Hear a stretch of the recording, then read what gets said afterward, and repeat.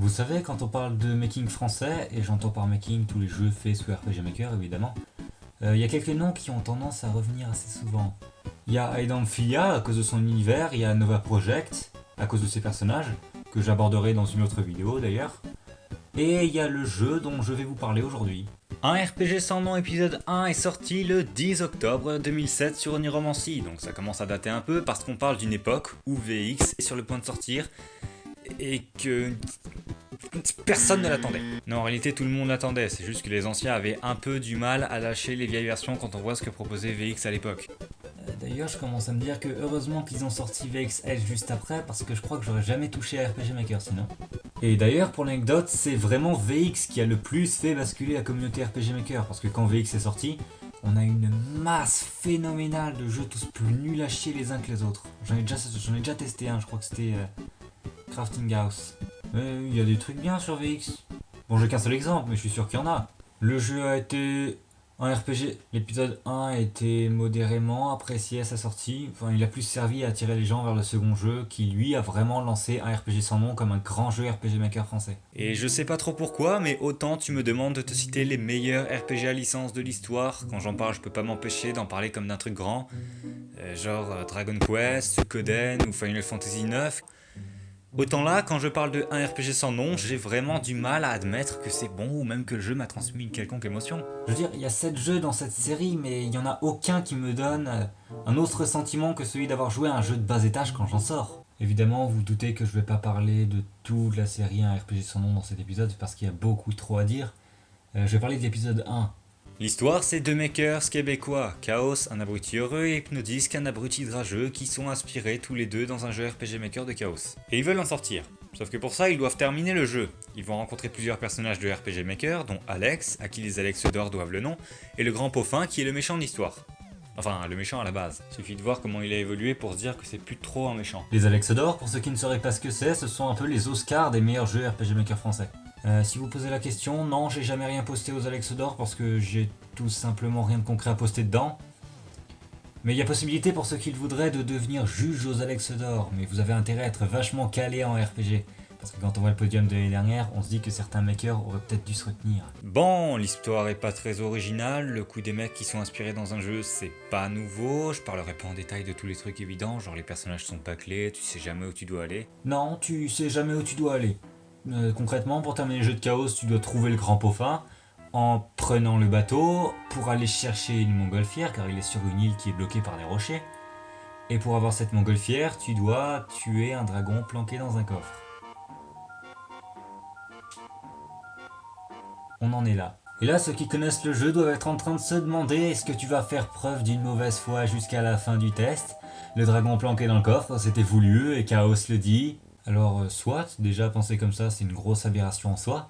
Mais dans ce cas-là, tu veux que j'aborde un problème plus sérieux du jeu ? Les combats sont longs, ils s'éternisent sur le moindre monstre qui en plus te donne pas d'exp une fois que tu l'as battu. Et attends, il y a un système d'auto-battle dans le jeu.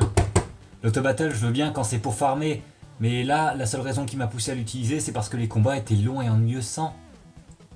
Les combats sont toujours longs et ennuyeux avec, mais au moins je peux faire autre chose à côté, donc ça l'est moins. Mais attendez, je vous invite à vous rendre compte que je jouais à un RPG sans nom par nostalgie, pour les besoins de ce test, mais par nostalgie, et que j'en suis au point où je fais 2 pas pour démarrer un combat, pour lancer l'auto-battle, attendre 20 minutes en faisant autre chose à côté, et éventuellement, dès que mon combat est terminé, refaire 2 pas pour en commencer un autre.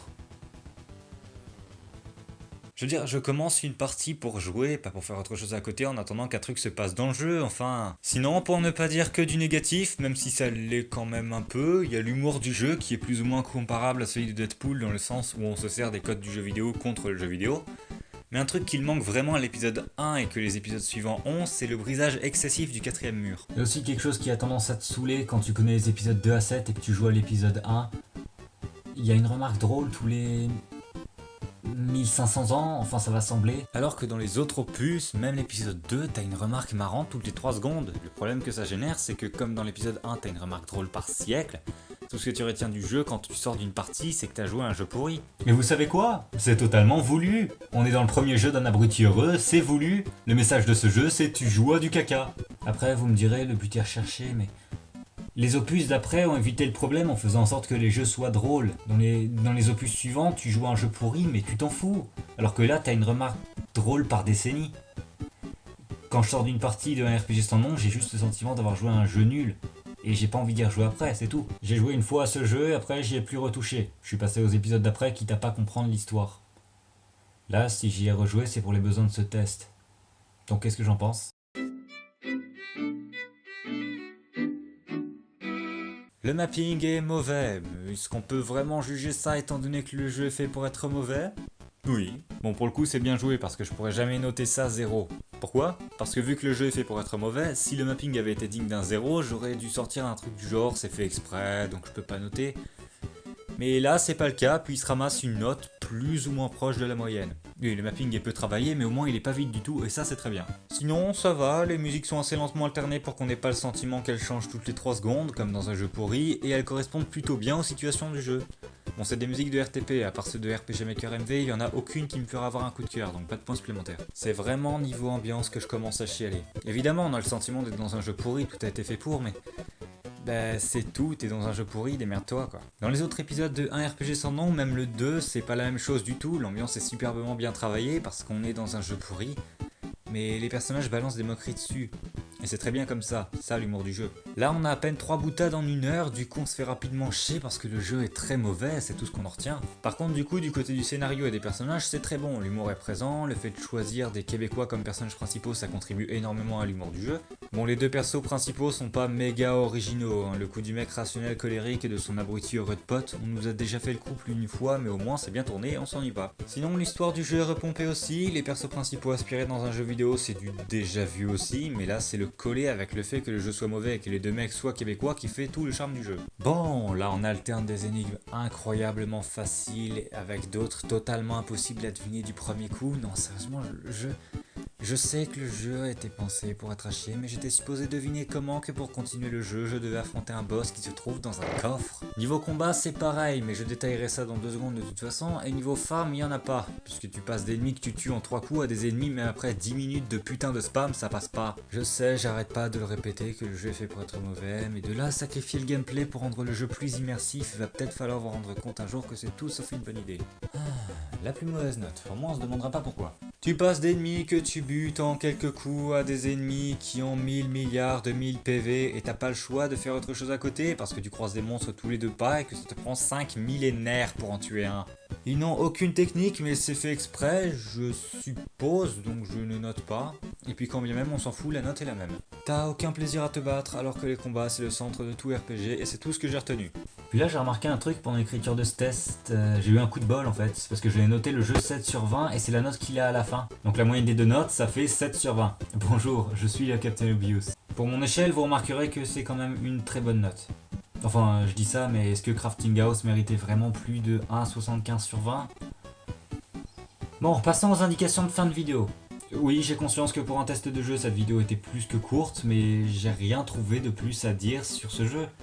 Au début, je voulais en parler parce que... Vous pouvez vous abonner à la chaîne, aller voir d'autres de mes vidéos pour me donner plus de YouTube money, la partager sur vos réseaux sociaux si vous voulez faire connaître mon travail. Si vous êtes fan de Five Nights at Freddy's et que vous savez dessiner, vous pouvez rejoindre le groupe FNAFFR Dessins et Idées, dont je suis le créateur sur Facebook.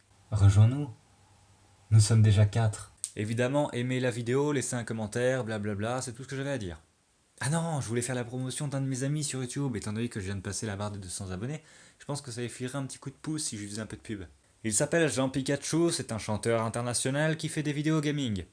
Pouce rouge. Il est très susceptible, corrige les autres en faisant lui-même des fautes d'orthographe, te pond une vidéo détente d'1 heure, fuck la logique, et j'évoque tous ses défauts parce que c'est le genre de pote sur lequel on tape et qui nous tape dessus en retour. D'ailleurs j'avais un autre pote qui voulait que je parle de lui, et je sens qu'il va rager quand il va voir que je ne l'ai pas fait. Je suis diaboliquement une pute. Allez, salut!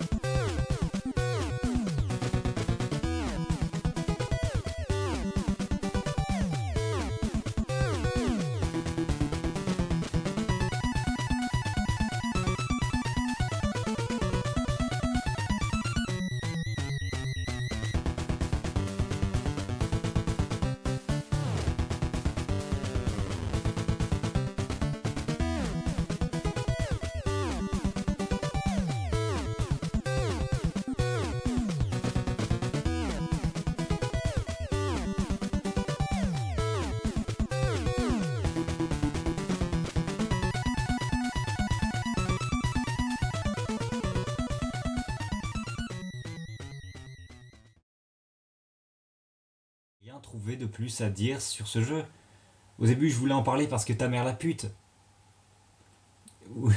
Oui, en fait, je comptais couper cette phrase au montage, mais pour paraître le plus naturel possible, il fallait bien que je dise un truc, d'accord?